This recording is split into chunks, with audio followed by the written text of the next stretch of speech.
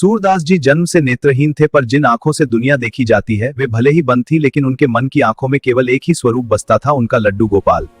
मंदिर की सीढ़ियों पर बैठकर सूरदास जी अपने एकतारे पर ऐसी तान छेड़ते थे कि पत्थर भी सुनने लगते थे। उस दिन उनके स्वर में इतना प्रेम था, इतनी पीड़ा थी कि वैकुंठ में बैठे कन्हैया भी रुक न पाए। अपने भक्त की पुकार सुनकर लड्डू गोपाल एक नन्हे बालक का रूप धर मंदिर की सीढ़ियों पर उतर आए। भजन के बीच सूरदास जी के कानों में एक मधुर ध्वनि पड़ी, छम छम पायल की आवाज।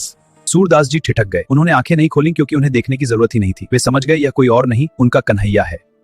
कभी कन्हैया पास आते, कभी दूर भाग जाते, और सूरदास जी हंसते हुए कहते, छुप मत जा लाला, मैं तुझे मन से देख रहा हूं। उस दिन सबने समझा, आंखों से देखने वाले सब कुछ नहीं देखते, और जो प्रेम से देखे उसे भगवान खुद दिख जाते हैं।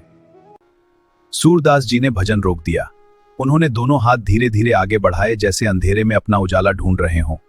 लड्डू गोपाल कभी दाईं ओर से निकलते तो कभी बाईं ओर से, जैसे भक्त की धीरज की परीक्षा ले रहे हों। अचानक सूरदास जी ने फुर्ती दिखाई और नन्हे बालक का एक छोटा सा हाथ पकड़ लिया। सूरदास जी का हृदय खुशी से झूम उठा, हंसकर बोले, आज तो मैंने तुझे पकड़ ही लिया मेरे लाला। पर लड्डू गोपाल नटखट ठहरे। उन्होंने हल्का सा झटका दिया और भक्त की पकड़ छूट गई। सूरदास जी के हाथ खाली रह गए, लेकिन उनके चेहरे पर एक अद्भुत मुस्कान खिल गई।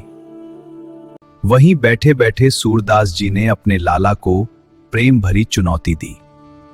बाह छुड़ाए जात हो निबल जान के मोही, हृदय ते जो जाहुगे मरद बदोंगो तो ही। यह सुनकर लड्डू गोपाल वहीं ठिठक गए।